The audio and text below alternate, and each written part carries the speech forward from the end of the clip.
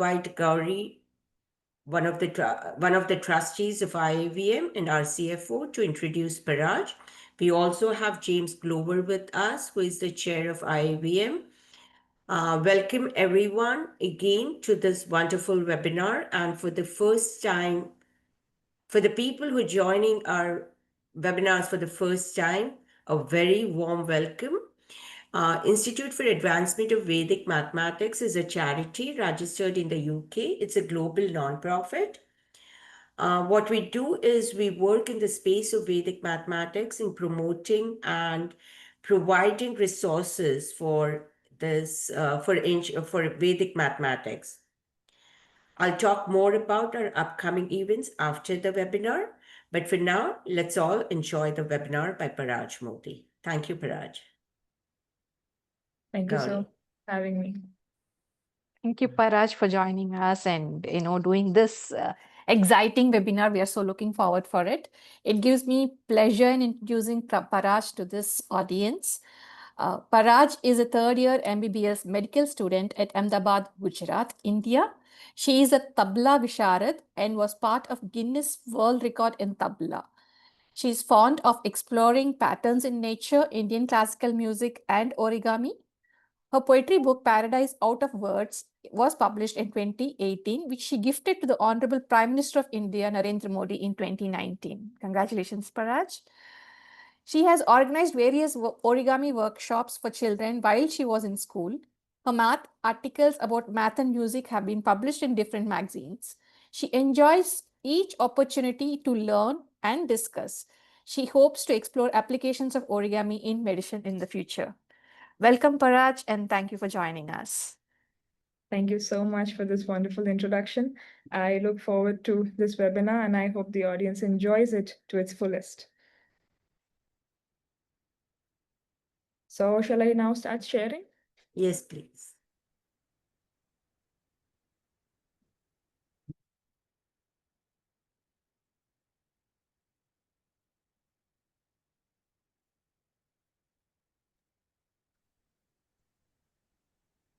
Just a second.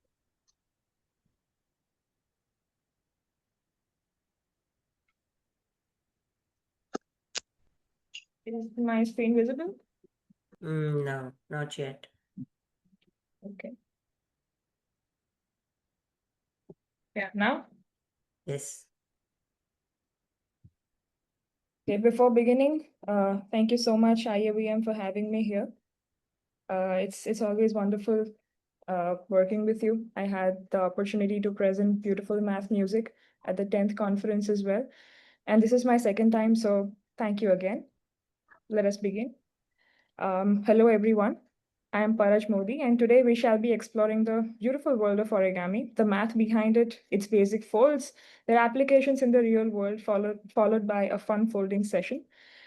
I'll just briefly map out the entire webinar. In this presentation, I'll be covering the brief history, the different kinds of origami.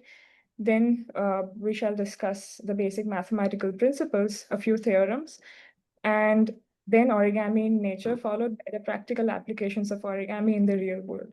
So now let us begin foldometry. So what is origami? It is the Japanese art of paper folding. As its name suggests, oru means to fold and kami means paper. Hence, origami means folding paper. Before the term origami came into being, orikata was being used instead, which meant folding shapes. Origami became popular after the advent of 20th century.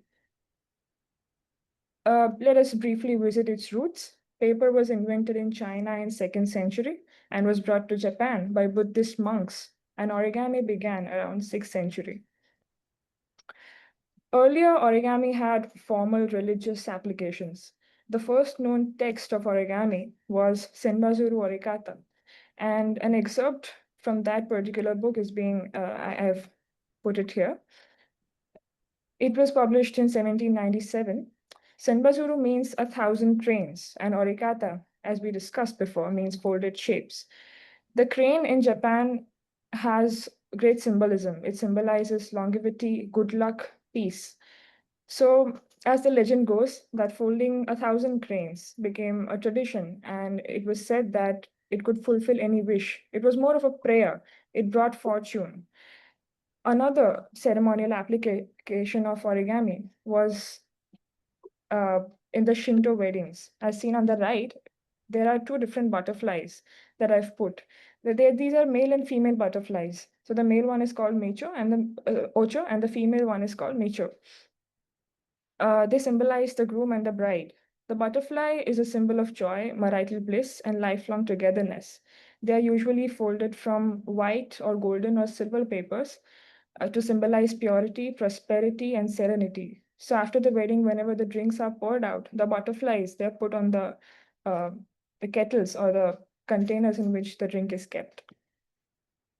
So what are the different types of origami? I'll briefly walk you through it. The first one is pure land origami or the traditional origami that was first introduced in Japan. So the most basic structure that probably everybody knows about is the origami paper crane. I have put a picture of that here, and other models such as the water bomb or probably uh, different shapes and animals, they fall under pure land origami. I have a crane for you, which is an example of pure land origami. The second one is modular origami, in which multiple papers are folded, different molecules are made, and then they are assembled without cutting or using tape or glue. As you can see, we have a wonderful star. There are different Kusumara stars. I have an omega star for you I've made. As you can see, it has 6 different papers and it has been assembled without using tape or glue. The third one is very interesting. It's called action origami or kinetic origami. That is origami that can move or that can probably be played with. Kids love making this kind of origami. I put up an image of an origami spring. This was designed by Jeff Bennion. And I have made it for you. It can compress and then it can expand. And there is absolutely nothing except a paper in this. How beautiful is that? So yeah, that is one example. And I also have this thing. It's called hyperbolic paraboloid. So it's relatively simple, and it has actually been widely studied for mathematical purposes because it's a great example of topology. So it can never be flat, and it can move like this. That's an enchanting one. Anyway, another one is wet folding. That is the usage of water or any other kind of liquid to help the model retain shape. For example, in this case, the lion has a beautiful mane. Its tail has also been given a beautiful curve to it, uh, which is because of liquid. So it is for shaping, basically, not during folding. And the last one is origami tessellations. So tessellations are highly mathematical. They involve repeating patterns folded from a single sheet. And they are complex and they are marvelous, and they are currently my area of interest. And I do have a few tessellations to show you. This one is a hydrangea tessellation. You can see it mimics the hydrangea flowers. And this is a 9 by 9 molecule grid. Sorry, 3 by 3. Then I also have this one. Paraj, sorry. Paraj, I Yeah. think you have to switch off your slideshow to show us what you're showing on your on your live. Okay, just a second, I'll do that. Oh, Can that's anyone better. see that? Yeah, okay. So this is the star puff model. If you can see closely, it has different stars and they have an embossed effect. So this is also one of these tessellations. This was another tessellation. They are different squares and they are twisted. This is designed by Ilan Garibi, the very well-renowned origami artist. And the last one I have is this one. It's called Hexa flower. So these are different origami tessellation. And now I resume my presentation.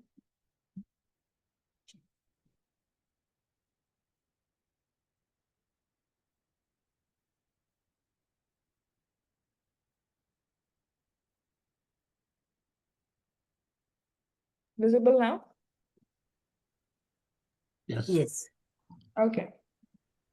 So now let us explore the math in origami. It has different levels. The basic level involved is identifying shapes, dividing papers, understanding congruence of triangles, observing repeating patterns, all of which come to kids intuitively as they observe paper folding. The intermediate level deals with algebra, trigonometry, applications of different theorems like similarity of triangles or probably Pythagoras theorem. And in advanced levels, we have linear algebra, vectors, operators that can be used more for an analytical perspective or maybe proving certain theorems.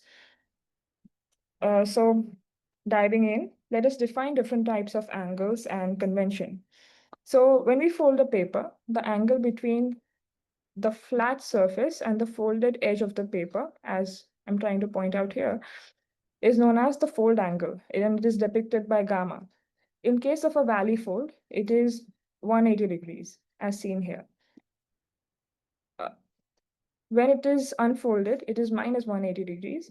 And when the paper is, sorry, it is 0 degrees when the paper is unfolded, and it is minus 180 degrees when the paper is folded in the opposite direction, that is the mountain fold. And on the other hand, there is a dihedral angle. It is depicted by phi, which is the angle between two edges of the folded paper. So in case of a flat folded paper, it is 0 degrees, 180 degrees in case of an unfolded paper, and 360 degrees in case of a reverse folded paper or complete mountain. Hence, there's a relationship that is gamma equals 180 degrees minus phi. These are some crease patterns. Whenever we make a model and unfold that model, there are blueprints upon which any model is made. These, as you can see, are symmetrical, and you can make out different shapes pertaining to different parts of the model. For example, in case of this pertains to the head of this animal. Okay, so now there are 4 basic principles that every flat folded model follows.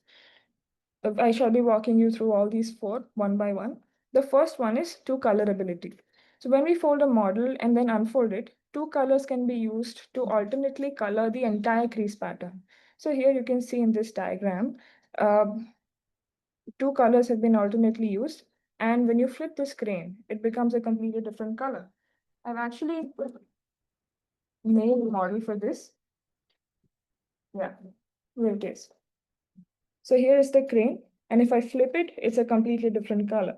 And now let me unfold it for you.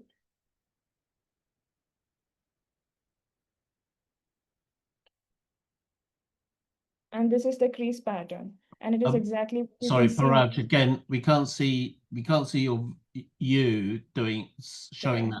that. Switch off your, yeah, that's it, great. So this is the crease pattern when we unfold it. Can you fold it up to show us? Yeah, sure. So this is the unfolded crease pattern. Let me just quickly fold it.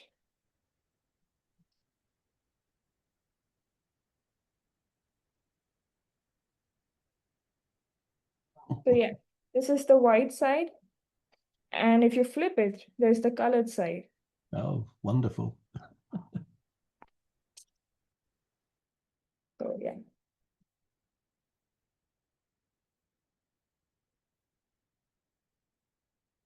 Okay. The second rule is known as the Merkava's theorem. It is a basic pair of folds we find in origami is the mountain and the valley fold. When we look at any crease pattern of a flat foldable structure, the difference between the mountain and the valley folds is always 2. So as seen in the presentation, the solid lines, they are the mountain folds, and the dotted lines, they are the valley folds. And if you count them and then if you take out the difference, it has to be 2. So let me walk you through a very basic proof. Say this is a flat folded structure, and we cut the upper portion of it.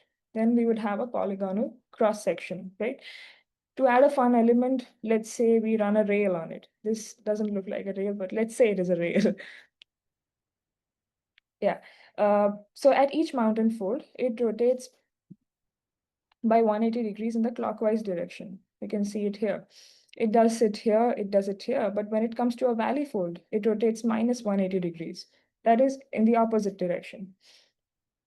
And then again, plus 180 degrees to reach the original position.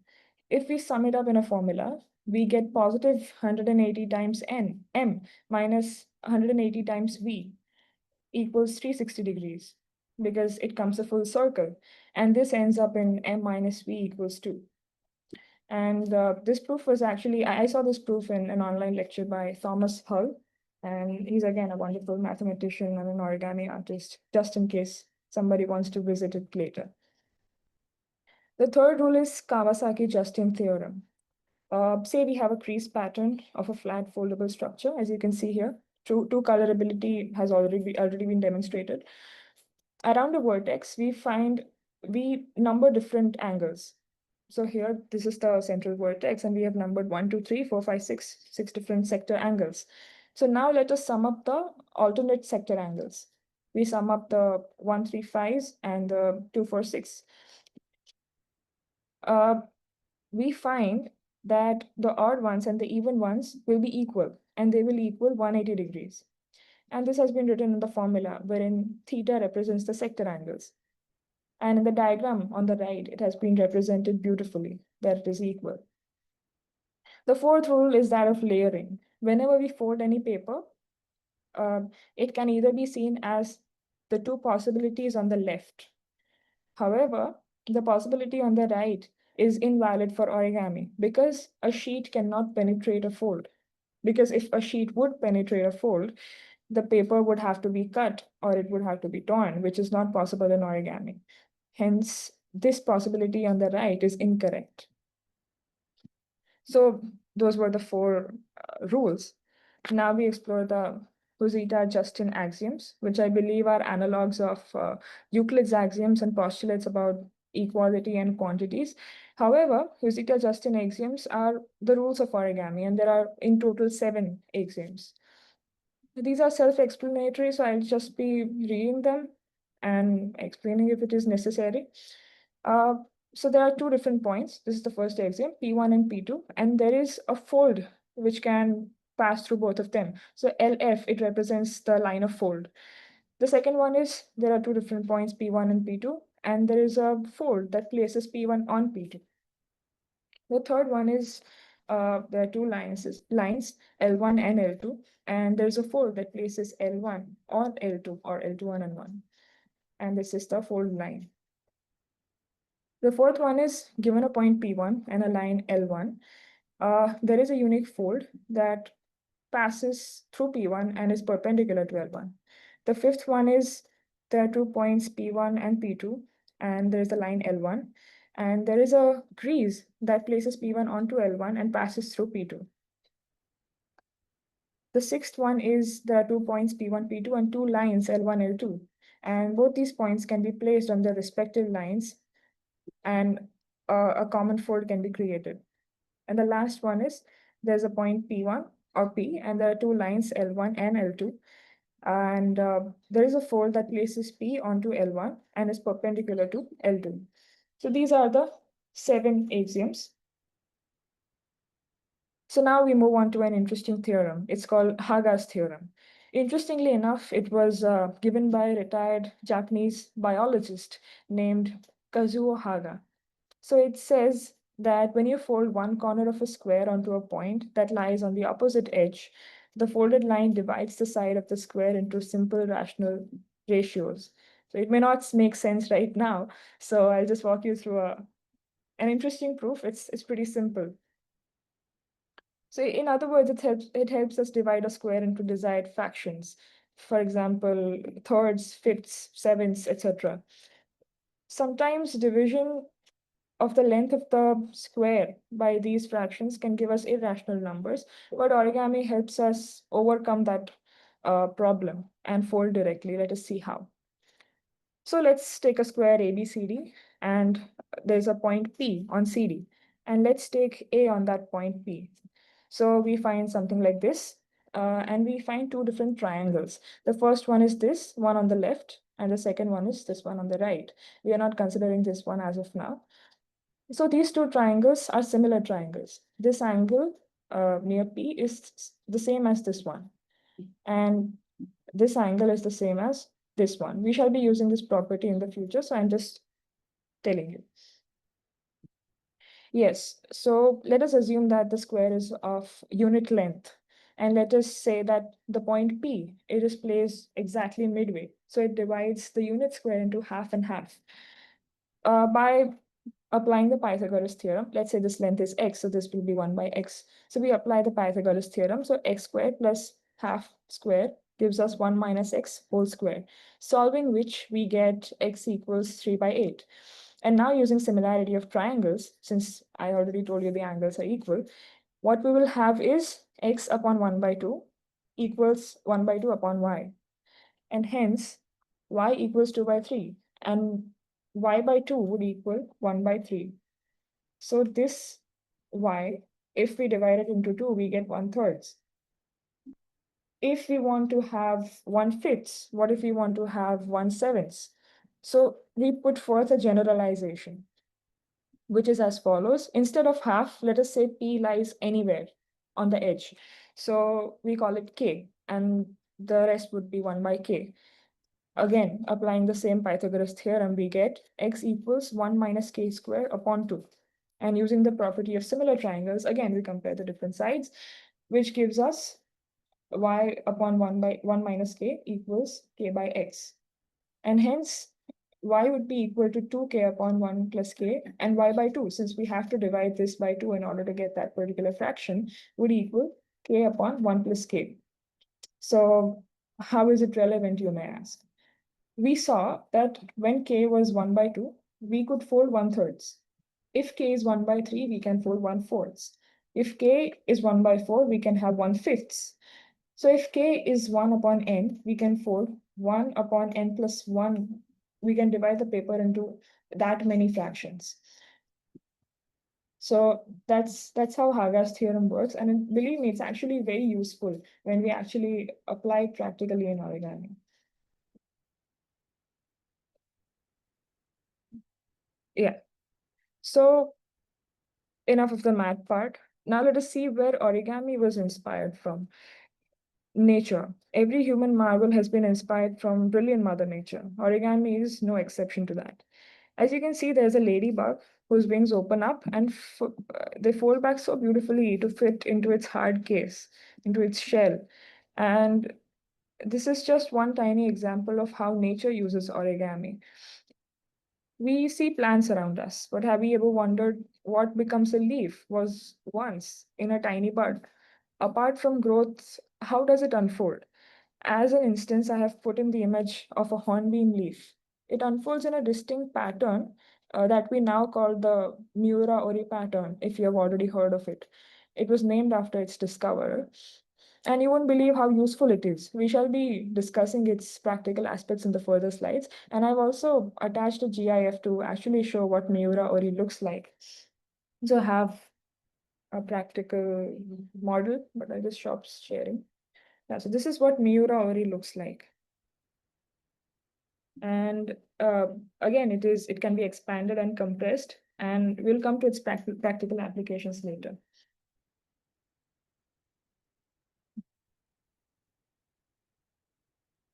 Yes.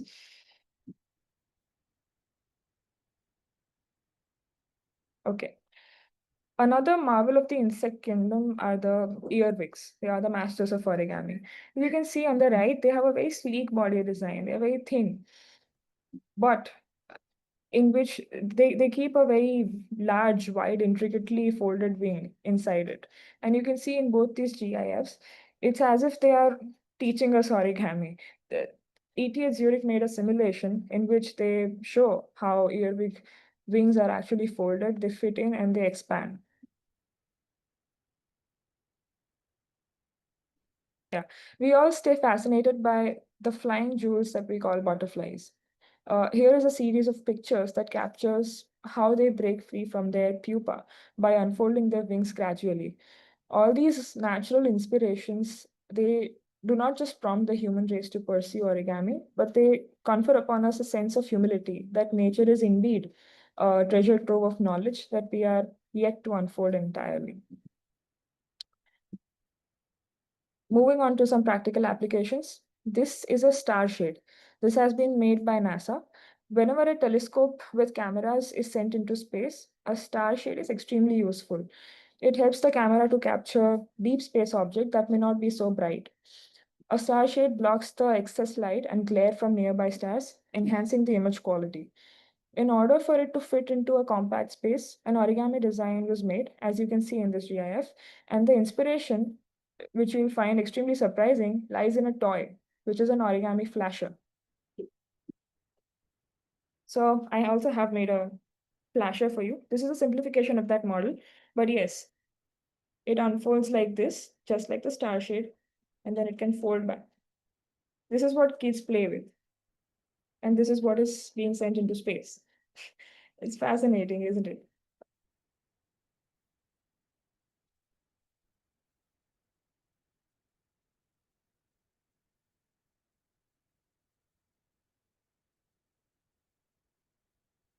Okay, the next one. Recently, emergency shelters have been made that can be easily deployed in case of disaster. They are easily transportable, compact, and are the lifelines of managing refugees during disaster management. They draw inspiration from Miura Ori fold, as we had discussed before. The material used in this case is polypropylene and different kinds of SMPs, that is, smart memory polymers. Moving on, origami can save lives.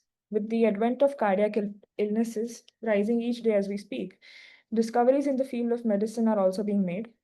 This is a classic water bomb based tessellation that is folded to make an origami heart stent, as you can see in these images. And if you browse through YouTube for origami or something like that, you must have seen an origami magic ball. So this is the inspiration. This draws its inspiration from the origami magic ball. And this indeed is a magic ball because it saves lives. It was developed by a British team at the Oxford University, uh, led by Zong Yu. And there are two images here. These are images from a simulation experiment wherein the plastic tube is like our artery in which this compact stent can be inserted. And it gradually increases its diameter to suppress the plaque, blocking the blood flow. As you can see here, from A to I, it gradually increases its diameter and occludes the plaque. And on the image on the right, the transverse view is seen. Here the diameter is minimal, and moving on, at I, the diameter is the maximum. So that helps us appreciate the gradual expansion. Wait, just a second. I also have that one. So this is a smaller version of the origami magic ball or the heart stent. If you can see, you can expand it. You can literally expand it way too much, and then it can fold back into such a compact space.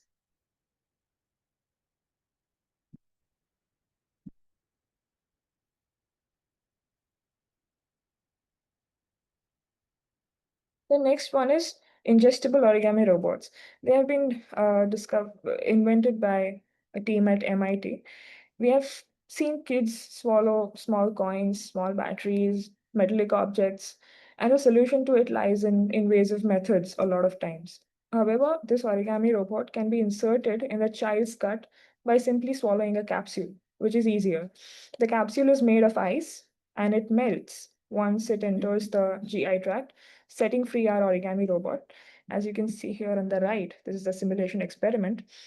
And it has a metallic object to it, which can be controlled by external electromagnetic field. It encapsulates the foreign object, as you can see, or probably binds to it. And it can be eliminated by a stool without the need of any invasive procedure. So that reduces the risk of invasive surgeries by a great extent. This is the Da Vinci surgical robot system, again origami inspired. It was developed by Brigham Young University in the UK. It is considered a pioneer in minimally invasive surgeries, and it is something that we popularly know as the robotic surgeries. It draws its inspiration from a simple origami fold, as you can see here, which looks like a bird beak, something like that. It can function efficiently to carry out different surgical tasks, as you can see here. It is suturing on the right, and there is a comparison of a current robotic system that we use and this new device, which is origami inspired. And you can see it is smaller in size, it is more efficient, it is faster, and has great precision as compared to the first one. So this is DNA origami. It is not technically traditional origami, but still we call it origami because it involves folding of DNA. It was discovered by Paul Rotherman in March 2006 at Caltech. It is a novel method of folding DNA into desired shapes, and then we use them for different purposes. We have two kinds of strands, a scaffold strand and a staple strand. The scaffold strand is the primary strand, and we use the staple strand to shape the scaffold strand into the desired shapes. It actually gave a massive boost to the DNA nanotechnology industry. And an amazing application is DNA origami based drug delivery systems. So whenever we take any medicine, it causes side effects in all of our body. But then what is the advantage of using DNA origami based medicines? It goes to a particular site in our body and acts at that particular localized spot instead of causing widespread side effects. Another simple application that has been used so widely is enzyme studies. And as you can see in the diagram on the right bottom, these are the different DNA origami structures, and this is how they are seen under the electron microscope. So it was a brilliant move, and we have widespread applications to this day.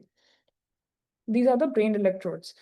Um, Say a person has been having seizures, but we do not know which part of the brain they are coming from. So using origami brain electrodes, we can have a minimally invasive procedure in which a folded electrode goes on top of the brain and expands, like this on the right, this one.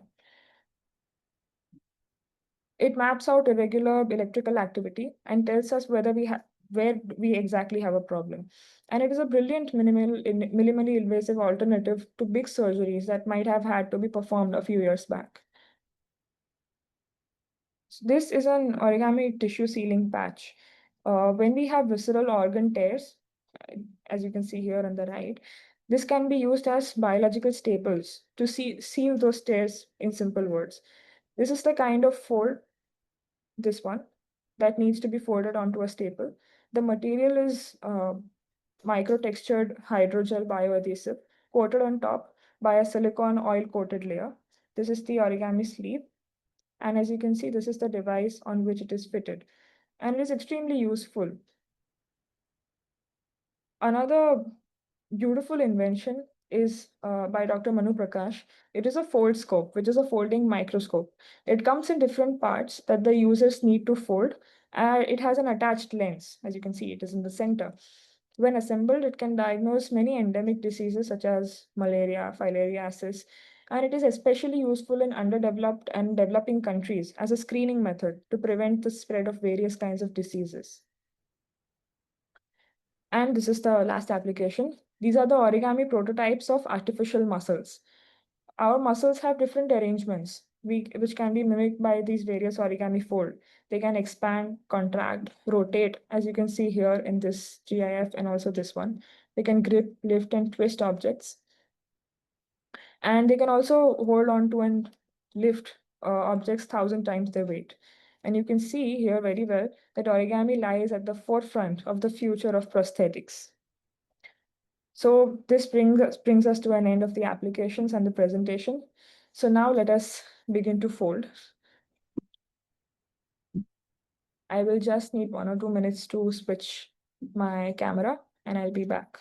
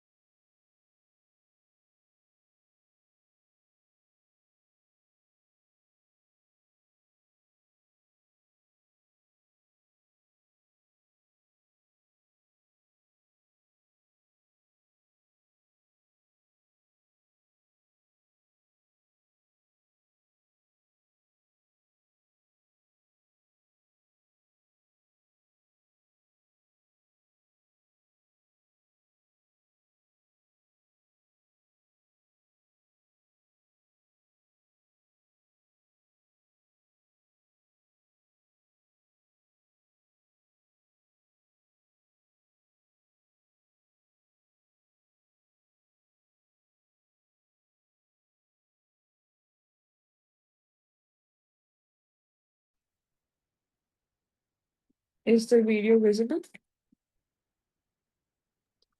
Yeah.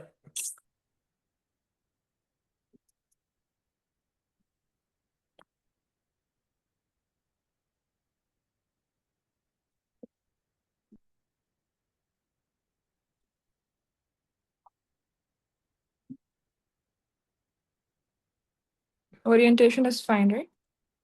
Orientation is fine. Is it the other way around? Because I could, but I think it should be fine. You can If see you- my yeah, hand. yeah. Okay, go ahead.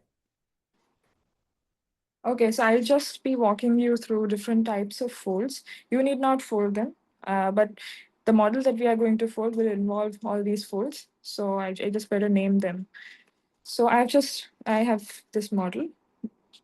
This is considered the mountain fold because it looks like a mountain, and this is considered to be a valley fold because it looks like a valley.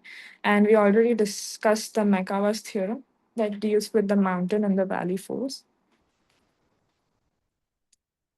Then this is the petal fold because it looks like a petal, and it is one of the folds that is used in the paper cranes. And I just demonstrate very quickly how to fold this so that I can also introduce you to different bases. That is the waterborne base. Just a few instructions before we start folding. Whenever you hold a paper, try to make sure that you match the points and the edges first. For example, if I want to fold a paper like this, I might as well just match the edges and then put my thumb in the center and then fold it both ways. So this is a very useful technique when you fold. We'll fold it again after rotating 90 degrees. And then we will invert the paper and fold a triangle in the other direction. Do it again after rotation of 90 degrees. And what we get here, this is the water bomb base. And this is a base for a lot of models that we fold in origami. And if we unfold the water bomb base, and if we just push it upwards, we get a triangle base.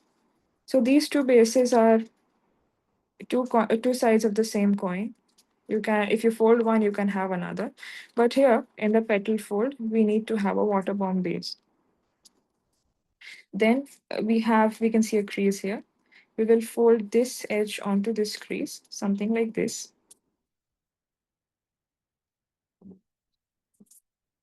And this one here.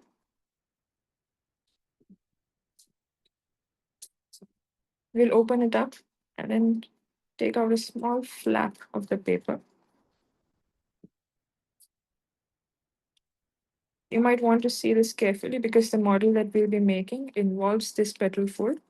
It's fine because I'll be instructing at that time as well. This may take a little bit of time. Yeah, and this is the petal fold that we talked about, right?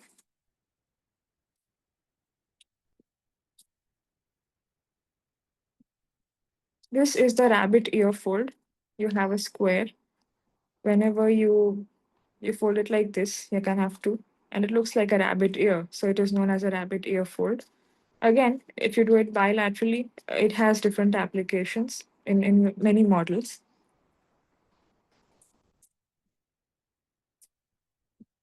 Then we have a sink fold. As you can see, a part of the paper has been sunken into this. I'll just demonstrate this quickly. It is a little difficult to achieve it on the first go. Again, we fold a water bomb base. I mean, you can do it with any fold, but here, for the purpose of demonstrating, I'm doing it with a water bomb base. I just directly make a water bomb. You need not make all the valley creases all the time, but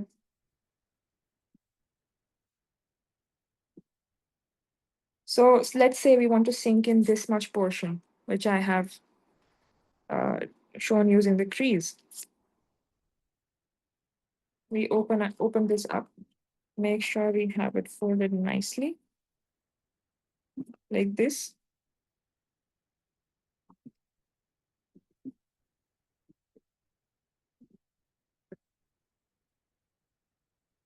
And then the way we folded the watermelon base, we start folding it again.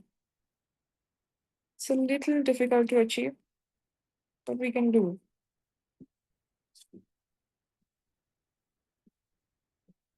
Yeah. So that part of the paper has sunken in.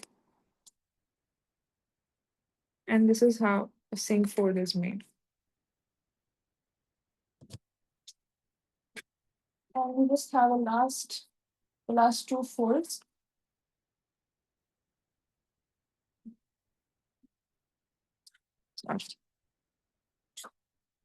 This one is a squash fold. Squash fold is used in a lot of models. If you have seen a traditional lily in origami, it widely uses this particular fold. Again, a water bomb base. You must have understood by now how important and what a water bomb base is, right? Can we fold it?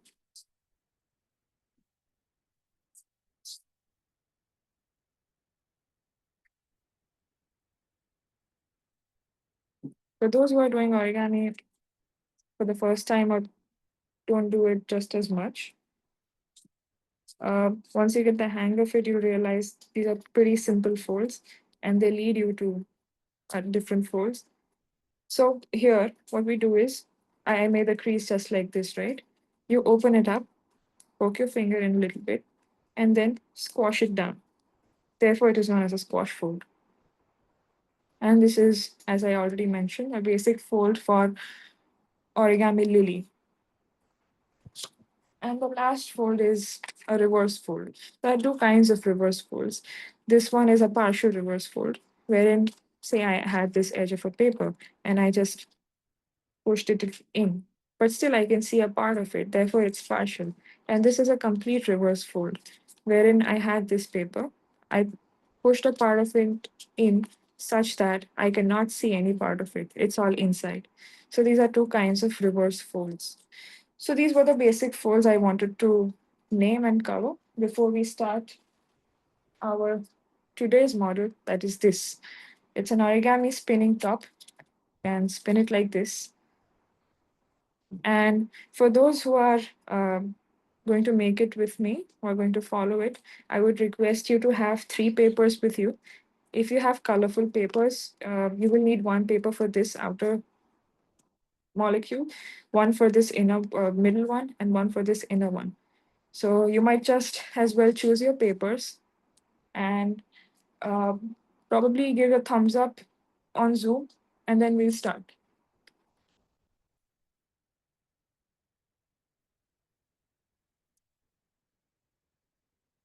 I have 3 papers with me.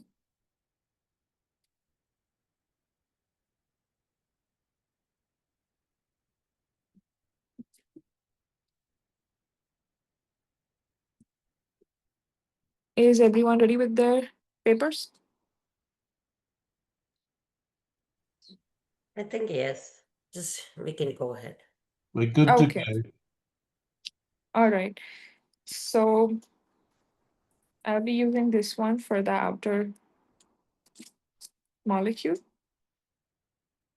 Paraj, can you get just adjust the camera a little? Yeah, perfect. Yeah. Okay, so now you can see it Yeah. entirely, right? A little top. Yeah, perfect. Thank you. Okay. So for those who have papers which have white side up, let us keep white side up. For those who have papers that are same color, it's fine anyway. We take this paper and then we fold it like this, such that we get a rectangle. We divide the square into half.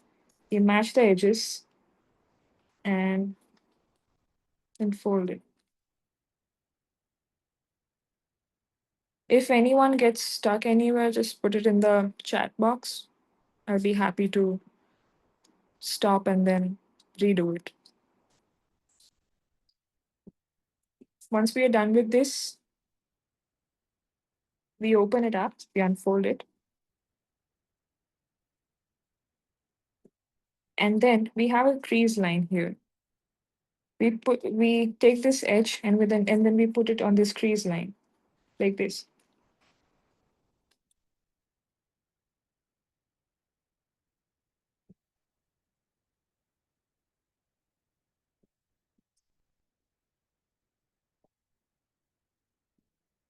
And we rotate it. And we do the same thing on the other side.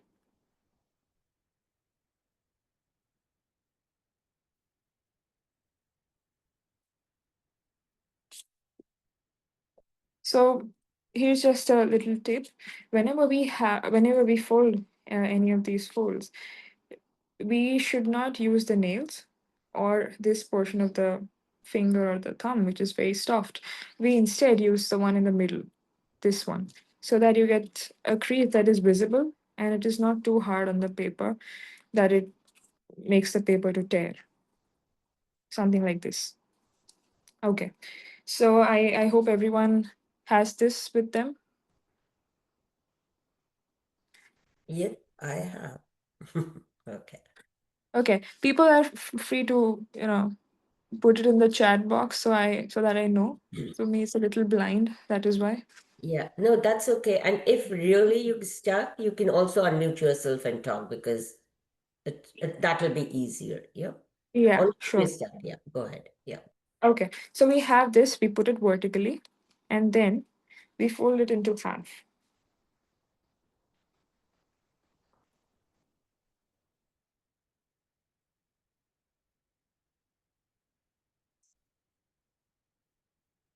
And then like this, unfold it again. And then we have a crease here, right? So we take this edge entirely and put it on this crease.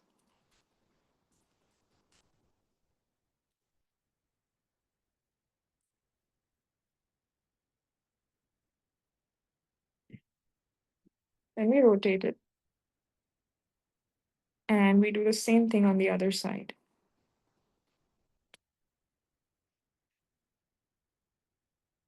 Since we are doing things bilaterally, this is how this is, and this is where we get an idea where symmetry comes from in origami, right? So we unfold it and we hold it horizontally, something like this. And once everyone is done with this, I want you to be like really attentive at this step because it's a little different from what we have done so far. So you can see this square on the right top, right? You can put your finger in here, any of the finger or the thumb, and then fold it like this. So what will happen is this particular edge will lie on this fold, right? And this particular fold will lie on this edge, and we will have a crease here like this. And this is one of the applications of Rosita Justin axioms that we already saw. So something like this. We're gonna fold like this. And you can lie it flat and fold here as well. We need a crease here as well.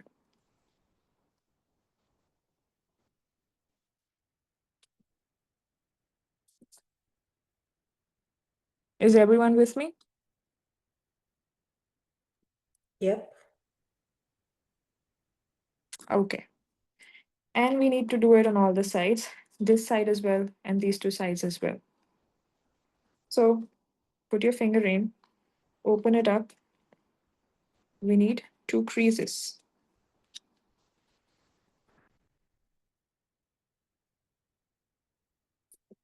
Here and here.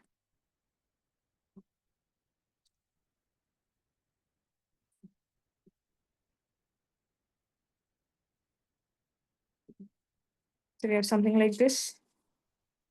You rotate it. Do it again on the third side. And on the fourth side.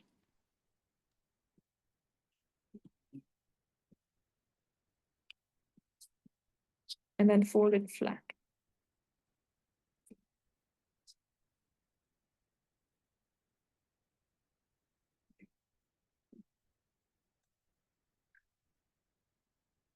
This is what it would look like.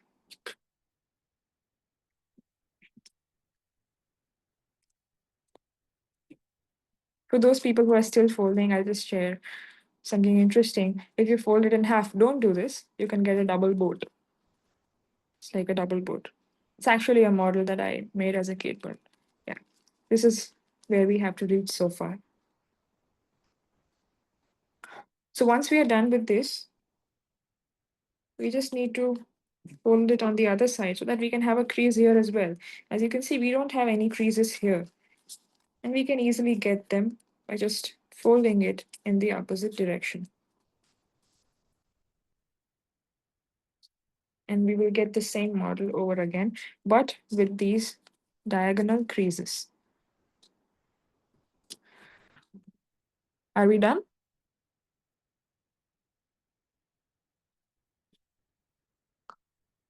Yep, I think so. Okay. Yes. All right. Yes. So we have these four leaf-like structures. We take one of them, we put our finger in here, and then we collapse it like this. This is like a water bomb base that we saw, right? It was like this, put my finger in, and then collapsed it.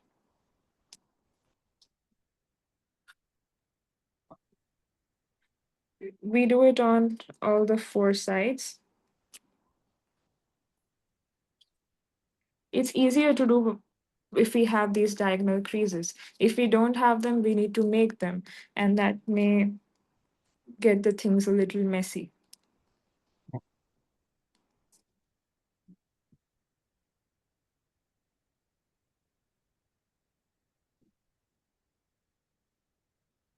And the last one.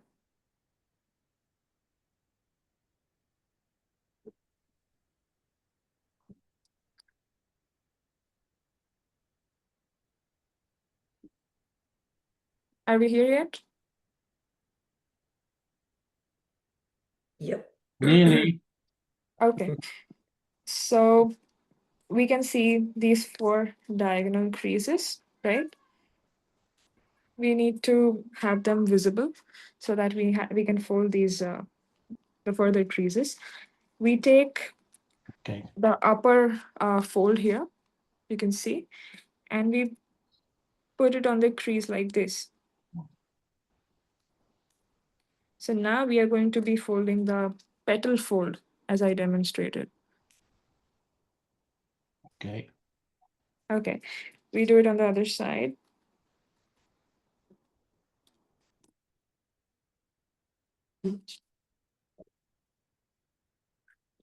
We can do it on all the sides at once so that it doesn't bother us afterwards.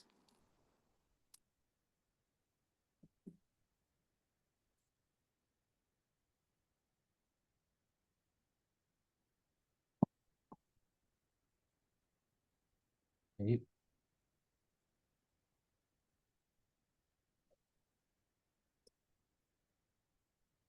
So the beauty about petal fold and the squash fold is that in the petal fold, you have to fold it like this. In the squash, you have to fold the other way.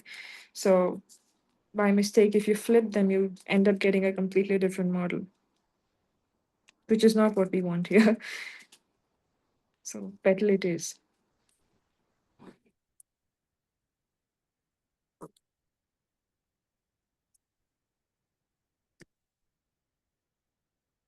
Yeah. So we have something like this.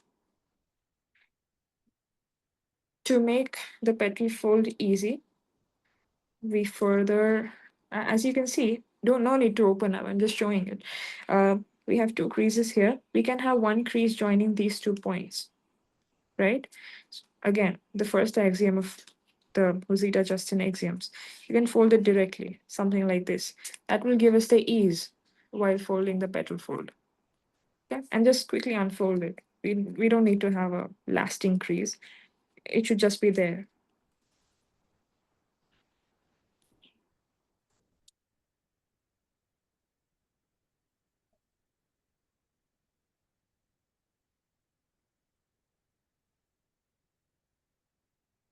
Okay, are we here?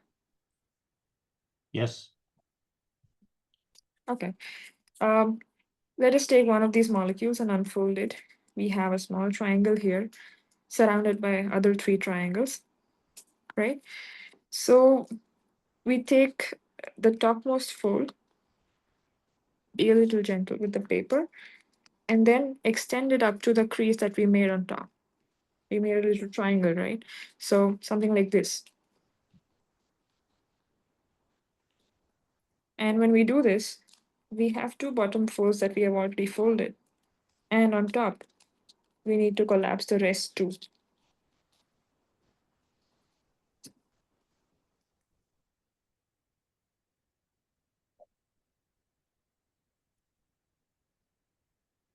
Something like this. Make sure the tip is well formed.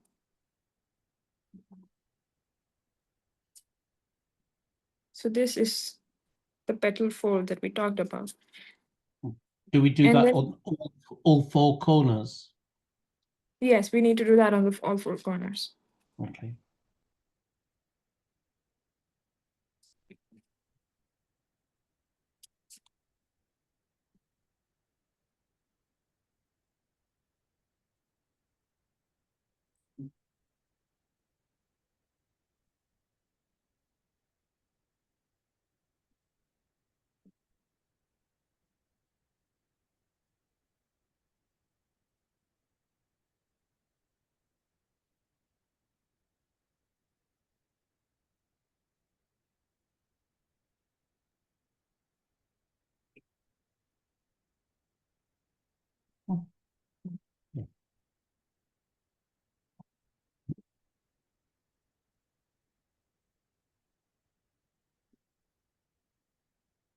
Everyone able to do this?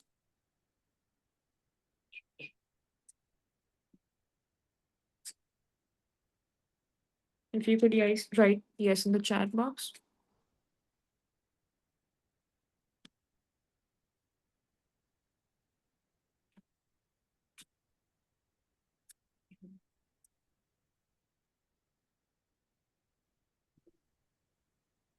Okay, we have it on all four of them.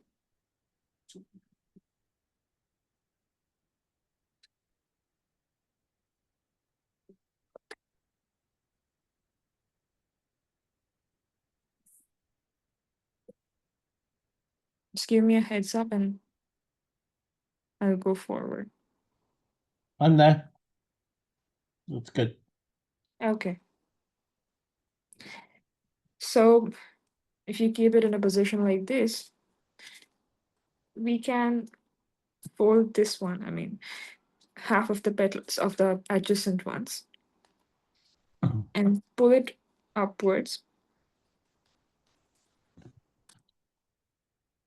However up you can pull it, because this is the limit where the half of the petal will be, you can fold till that line. You have to do it on all four sides. This is pretty simple.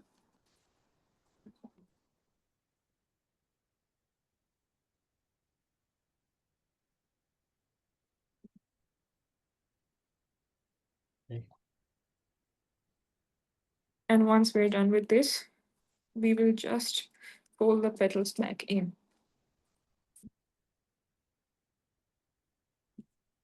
Now, if you can compare in the already folded model, this is ready, right? Okay. It's okay if it lie out for a while. So we keep this aside. The first molecule is made. Is everyone on the same page? Are we all done? I hope so. Yeah. Not receiving any messages in the chat. So yes, let's move on to the second molecule as seen here in the blue. Okay. The rest of the two molecules are pretty simple. We have the white side up.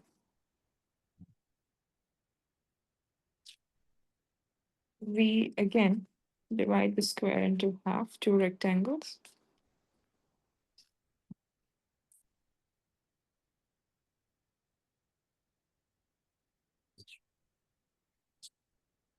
And we unfold it. We rotate it and do the same thing again.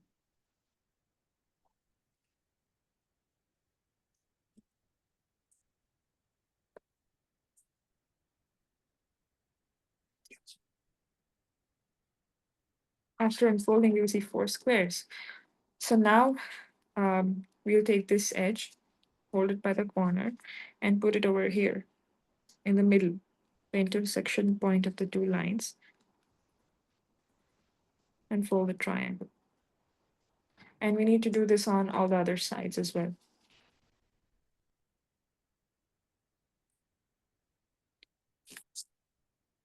This is done.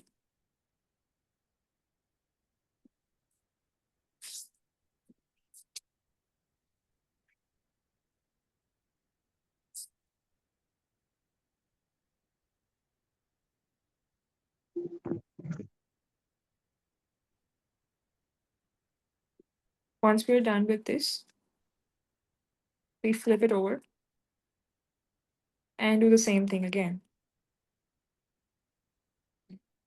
Take this edge and take it to the center intersection point.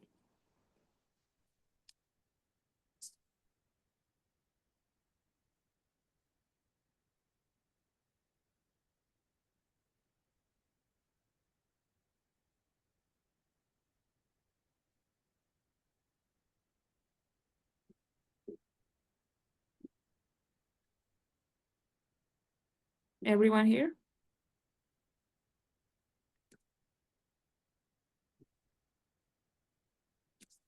Yes.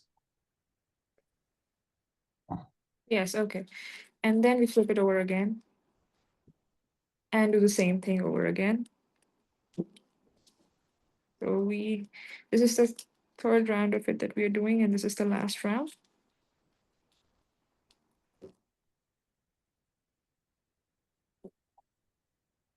We'll have something like this, and then we will flip it over again and not do it. So don't do it. But we will have these four different leaflets coming out, and we will fold them in half, something like this.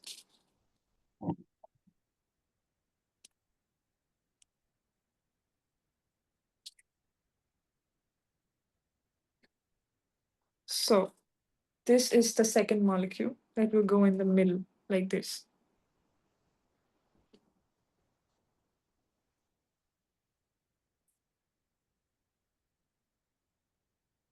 Are we done? Yes, we're done. Okay, we put it aside.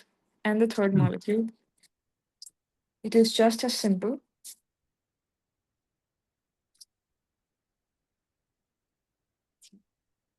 It is similar to the second one, but we will not be flipping the model over and over again. White side up. Divide the square into half.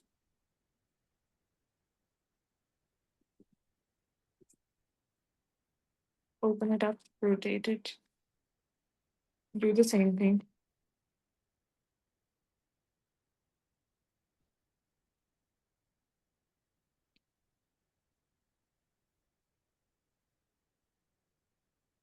Open it up and then again take the corner to the intersection. Fold triangles.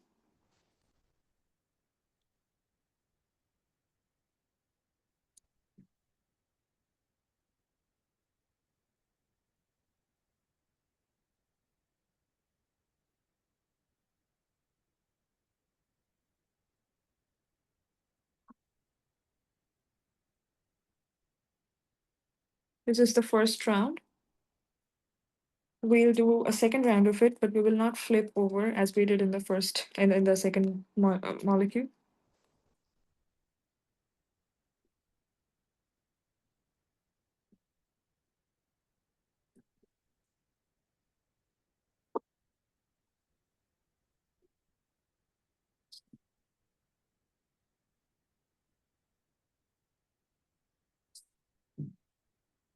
The second round is also done. I hope everyone is with me. Yes, we're with you.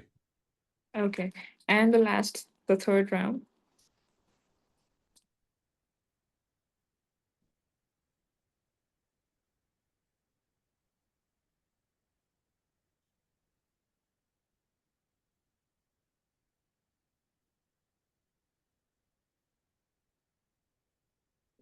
So we have something like this. Now we'll do a couple of folds in order to ease out the process. So out of this, we are going to make a triangle base. How do we do that? To make it easier, we fold the paper like this. I mean, not really fold and give proper creases, but just mold it in such a way, like this, getting two triangles. After that, we did something like this. We unfold it, flip it over, and then fold rectangles in both the directions, so that the process of making a triangle base would be eased out. So once you have something like this, you can push onto these and get something like this. I will repeat. You have these mountain folds and you have the valley folds. You hold the paper like this with both your fingers and just push it in. You'll get something like this.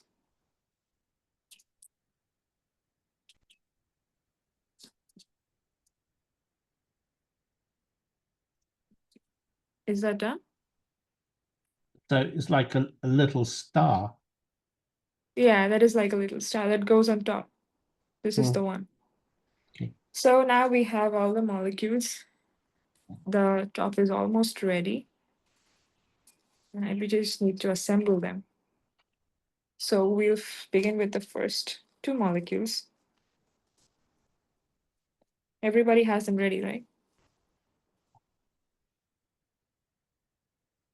Okay, I got thumbs up. So we are going to hold this molecule such that our thumb compresses this leaflet.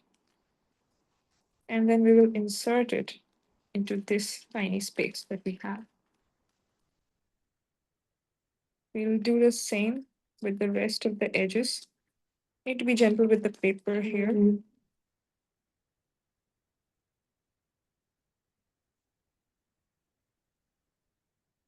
So it has gone in two ways.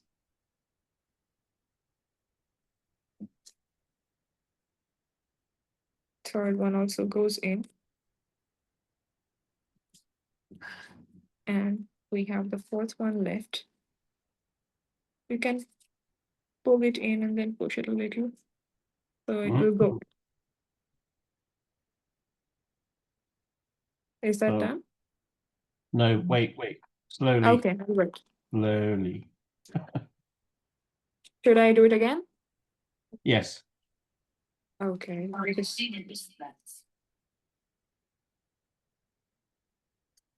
Hmm.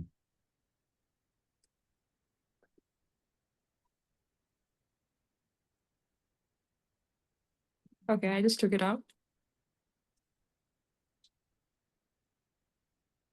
So we hold it like this. We have our thumb compressing this leaflet and let it go in this small pocket.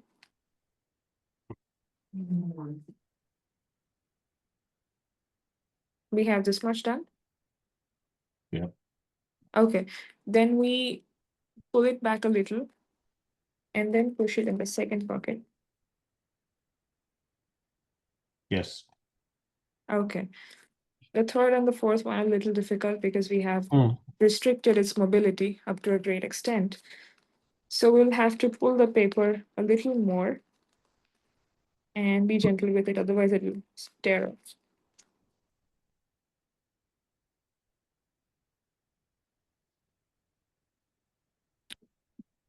Yeah. Are we done with the third one? Yeah, Yeah. okay. Got it.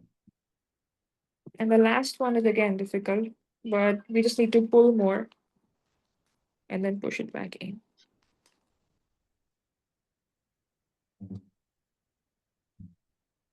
Okay. Okay. Okay. I hope everybody has done this much. Just give me a thumbs up if possible. Okay. Yes. And now this little star that we have, it also works in a similar way. We need to assemble it like that. We have a little pocket in this middle molecule in which we will insert the first one.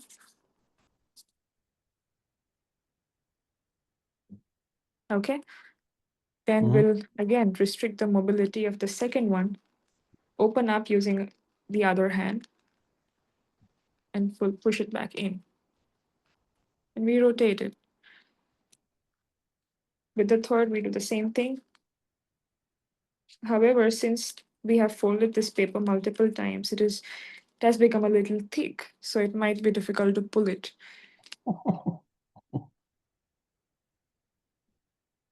Are we done till here?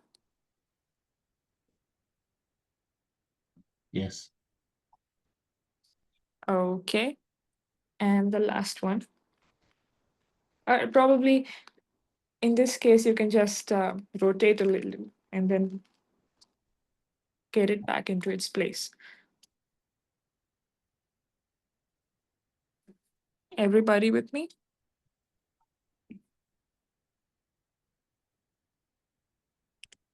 Yes. Okay, I hope everybody is done. Now you don't need me to play with it. So this Got is it. again an example of action origami that we talked about. This is